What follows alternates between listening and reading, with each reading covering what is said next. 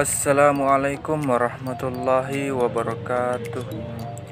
Alhamdulillah, mudah-mudahan kita semua diberikan kesehatan oleh Allah Subhanahu wa Ta'ala.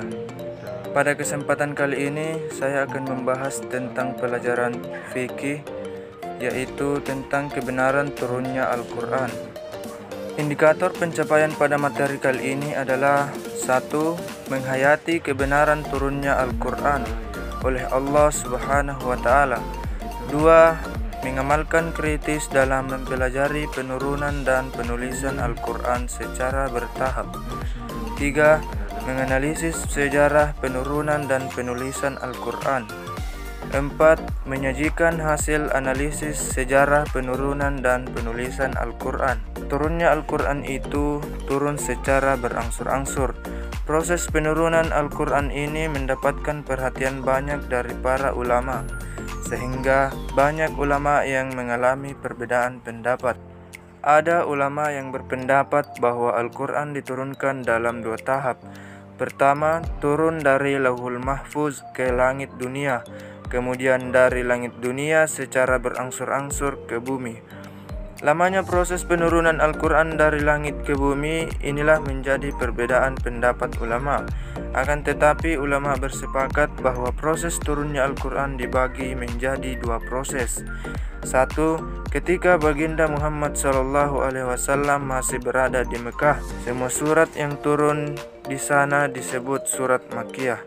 Kemudian ketika baginda Muhammad SAW sudah di Madinah, yang kemudian ayat-ayat Al-Quran yang turun di sana disebut surat Madaniyah. Pertama kali Al-Quran diturunkan terjadi pada malam Lailatul Qadar, sehingga kita sering sekali mendengar malam Lailatul Qadar itu identik dengan nuzulul Quran. Para ulama bersepakat bahwa surat yang turun pertama kali pada Nabi Muhammad SAW adalah ayat 1-5 surat Al-Alaq, dan ayat terakhirnya adalah surat Al-Maidah ayat 3.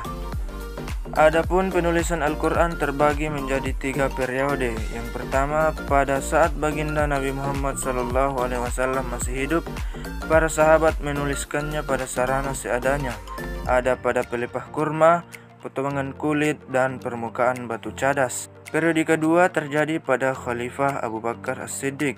Pengumpulan itu terjadi karena pada saat itu banyak terjadi peperangan, sehingga Khalifah dengan Sayyidina Umar khawatir banyak sahabat yang meninggal yang kebetulan mereka adalah penghafal Al-Quran.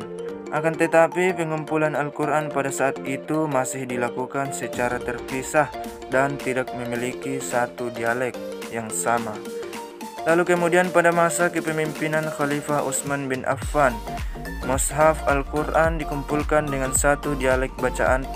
Para sahabat yang berjasa menuliskan Al-Quran pertama kali diantaranya adalah Zaid bin Sabit, Abdullah bin Zubair, Sa'ir ibnu As, dan Abdul Rahman ibnu Haris bin Hisham. Perbedaan pengumpulan Al-Quran yang dilakukan antara Khalifah Utsman bin Affan dan pengumpulan Al-Quran yang dilakukan oleh Khalifah Abu Bakar As-Siddiq radhiyallahu anhu.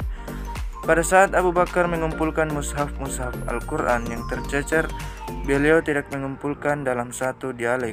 Sedangkan Khalifah Utsman bin Affan mengumpulkan mushaf tersebut dan dilakukan penyeragaman bacaan yang berdialek dengan satu dialek saja.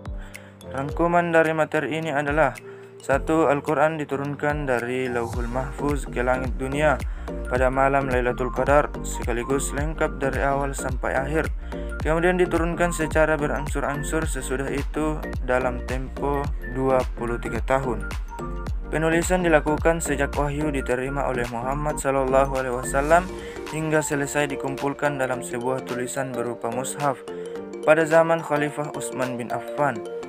3. Proses penulisan Al-Quran menjadi sebuah mushaf utuh selesai pada zaman Khalifah Utsman bin Affan.